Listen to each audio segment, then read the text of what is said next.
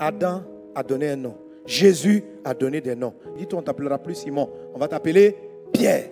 Donner des noms, c'est savoir donner une orientation à votre futur. Le nom ne veut pas dire changer le prénom. Il faut que ce que tu vois devant, tu puisses donner des noms. Lorsque tu rencontres ton conjoint, la personne que tu aimes, vous avez des noms. Le monsieur va appeler sa femme bébé. Mais la femme va appeler son mari bébé. Mais si tu l'appelles bébé, vive bébé. Moi j'aime bébé. Mais c'est un nom qu'il faut utiliser en situation de douceur. Le truc c'est que quand les dangers vont attaquer votre maison, un bébé. Donc il y a un moment donné, tu dois appeler ton mari, par exemple, mon homme. Quand il entend ça, mon homme. Par exemple, si tu veux que ton mari soit un bon papa, tu sais que tu peux appeler papa. Ça reconditionne la forme de la maison. Et ça le responsabilise en même temps, le nom que tu lui donnes. Si par exemple tu appelles ton mari, il s'appelle Jocelyn, tu l'appelles Jocelyn. Les enfants aussi dans la maison Jocelyn. Est-ce que tu comprends l'affaire de nom là? Tu conditionnes une atmosphère très amicale. Ce qui va se produire, c'est que dans le futur de la maison, ton mari peut ne pas être un père. Il peut être un ami, jouer avec ses enfants. On dit paye leur école. On dit les enfants là, c'est pas pour... ils vont à l'école. Pourquoi? Tu l'appelles Jocelyn. Alors quand vous allez commencer à avoir des enfants et tu es en train de prier pour que les enfants aillent à l'école, tu veux les bonnes connexions, tu veux l'argent, tu te réveilles et tu changes son nom. Avant tu l'appelais bébé. Maintenant tu commences. Papa. Quand les enfants arrivent, papa. Il se sent père, il se sent leader, il se sent responsable. Et puis les enfants viennent aussi, ils complètent. Papa, ça veut dire sort l'argent. Ça veut dire paye les cadeaux.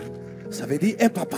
Amen. Quand les enfants sortent, ils te regardent. Ils vont t'appeler maman. Ça définit votre connexion. Ça définit votre relation. Si l'enfant naît et puis il appelle sa maman de son prénom, ça change la relation. Quand Jésus vient, il les appelle. Il dit, je vous appelle apôtre. Ça veut dire vous qui allez porter ma destinée. Le nom oriente la relation. Donc quand vous êtes fiancé, appelez-vous bébé. Quand tu veux que ton mari soit responsable, il faut enlever bébé.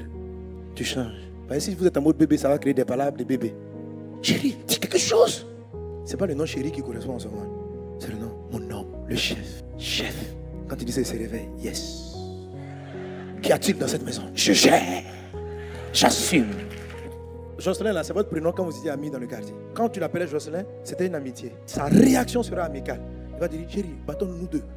Un camarade là, on groupe le problème. Non. Si tu veux qu'il soit devant, chef, boss, donne un nom. Il y a des gens que Dieu t'amène, tu vois que c'est ton pasteur. C'est là que tu l'appelles pasteur. Ça veut dire que je vais me laisser paître et il doit savoir qu'il est mon responsable. Tu lui donnes le nom de pasteur. Pour des amis de classe et tu l'appelais par son prénom. Le jour où Dieu t'a montré que cet homme avec qui je te connecté, il sera un père spirituel pour toi, tu changes. Tu dis pasteur, si c'est un père spirituel, tu peux l'appeler mon père, papa. C'est très important. Ça va déterminer la suite des relations. Si tu te trompes de nom, tu vas avoir d'autres problèmes. Que Dieu vous bénisse abondamment. Que la grâce surabonde dans votre vie. Que la faveur soit avec toi. Au nom de Jésus. Amen.